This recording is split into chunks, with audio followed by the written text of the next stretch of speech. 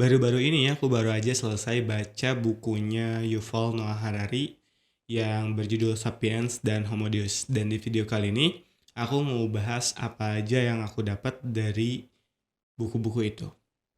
Jadi langsung aja.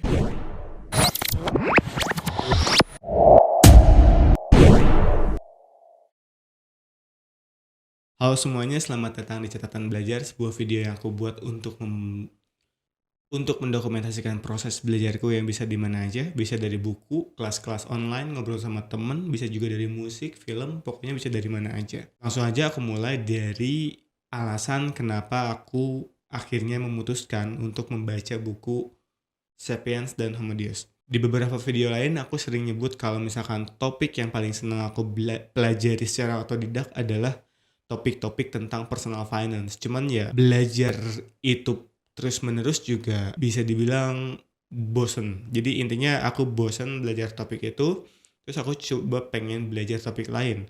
Niatnya itu aku pengen coba belajar tentang sejarah. Akhirnya aku beli buku Sapiens. Kebiasaan kalau misalkan beli buku tuh biasanya suka sepaket gitu.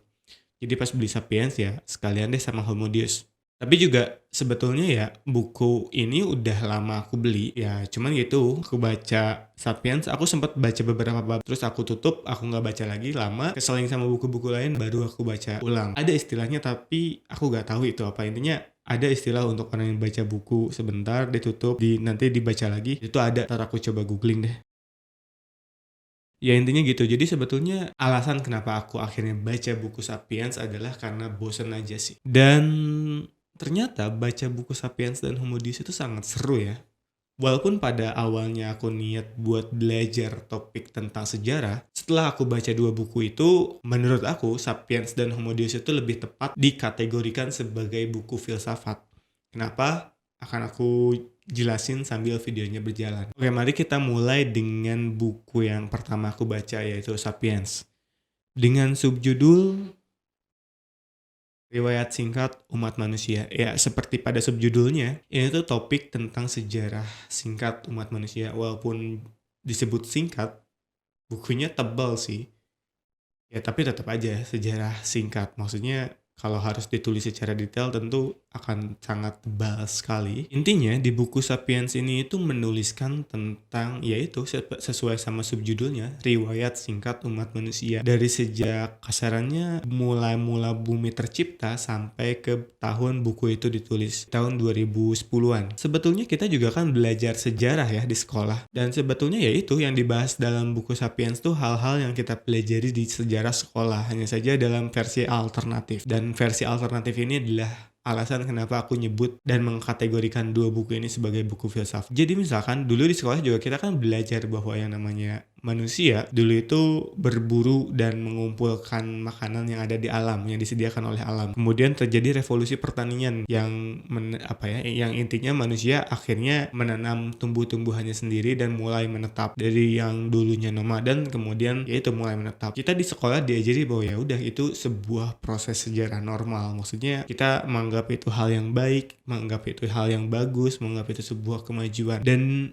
di buku Sapiens ini mencoba memberi sebuah alternatif paradigma, alternatif pola pikir bahwa sebetulnya revolusi pertanian itu bisa dibilang sebuah kemunduran juga. Jadi ketika di sekolah kita diajari bahwa ini adalah hal baik, di buku Sapiens, Yuval Noah Harari mencoba menghadirkan perspektif lain yang menjelaskan bahwa jeleknya revolusi pertanian adalah ya akhirnya manusia tidak bebas lagi. Dulu ketika menjadi pemburu pengumpul, manusia itu bebas untuk mengeksplorasi dunia, mengeksplorasi bumi. Kita jalan-jalan, ketika lapar kita berburu, dan kemudian kita pindah lagi. Sedangkan ketika revolusi pertanian terjadi, dalam tanda kutip, manusia itu diperbudak oleh padi. Mungkin kita merasa superior, kita merasa cerdas karena bisa mengkomoditaskan padi, yang artinya kita menyelesaikan masalah kelaparan manusia. Tapi dalam perspektif lain, justru kita malah diperbudak oleh padi. Maksudnya diperbudak apa ya? Tadi ya seperti yang gue bilang. Dulu waktu berburu tuh kita bebas mengeksplorasi dunia, kita bebas mengeksplorasi bumi, tapi ketika menjadi seorang petani, kita akan menetap dan ya kita tidak bisa meninggalkan pertanian kita. Awalnya mungkin kita akan menginvestasikan beberapa jam waktu kita, terus semakin lama seiring bertambahnya populasi manusia ya akhirnya udah tidak bisa lagi lagi menjadi seorang pemburu karena ya ada anak yang harus dirawat, ada anak yang harus dijaga. Jadi ya gitu, ketika sekolah mengajarkan bahwa revolusi pertanian adalah satu hal atau satu kemajuan, Sapiens ini mencoba memberi perspektif bahwa ya gimana kalau ternyata malah kita diperbudak oleh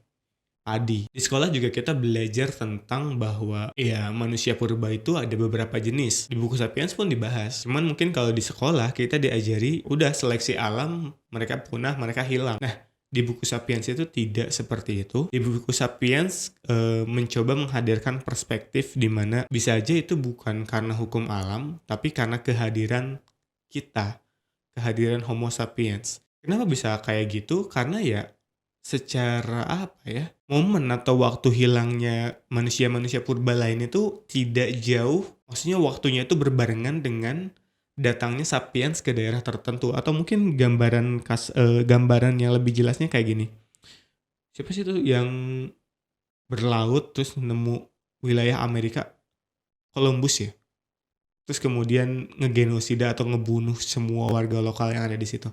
Nah, kasaran tuh kayak gitu. Bisa jadi hal itu juga terjadi di nenek moyang kita, kaum sapiens. Dia juga menggenosida manusia-manusia purba yang lainnya. Itu soal manusia purba, dan itu baru beberapa sampel dari apa yang dibahas di buku Sapiens. Selain hal-hal tadi juga ada kayak pembahasan apakah manusia purba itu dulunya poligami atau tidak. Pokoknya banyak hal dari sejarah yang dicoba dihadirkan argumen-argumen lain gitu. Jadi setiap ada topik A dihadirkan beberapa perspektif, dan itu yang bikin buku ini seru, dan itu juga yang bikin kenapa aku mengklasifikasikan buku ini sebagai buku filsafat. Dan itu ya secara timeline, Sapiens itu menjelaskan dari awal bumi terbentuk sampai ke masa sekarang.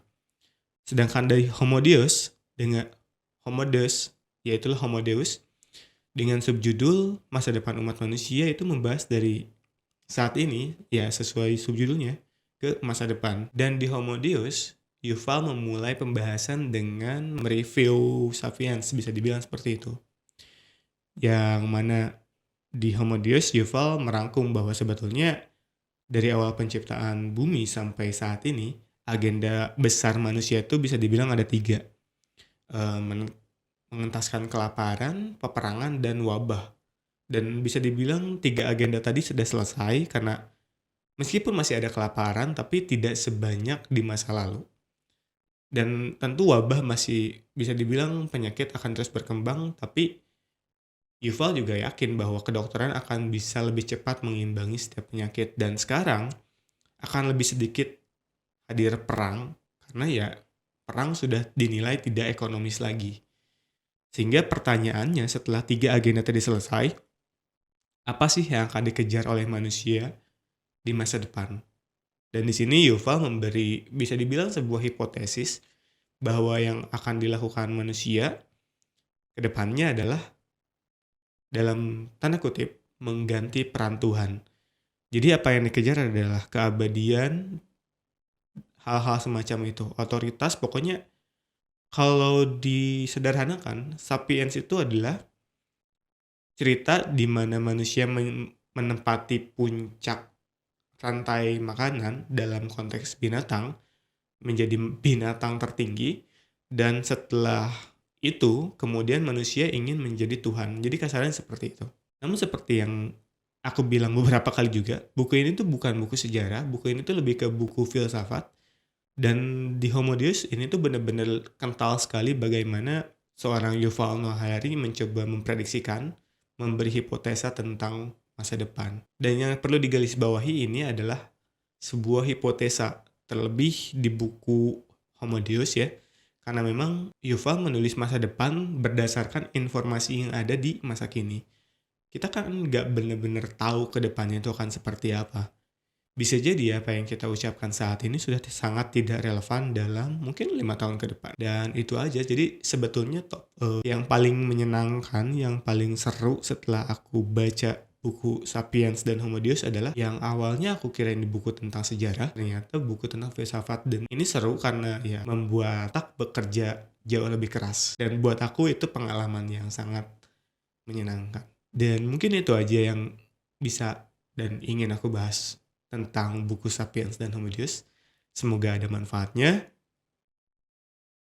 Boleh di-share kalau emang kamu mau. Sampai jumpa di catatan belajar yang lainnya. Dah.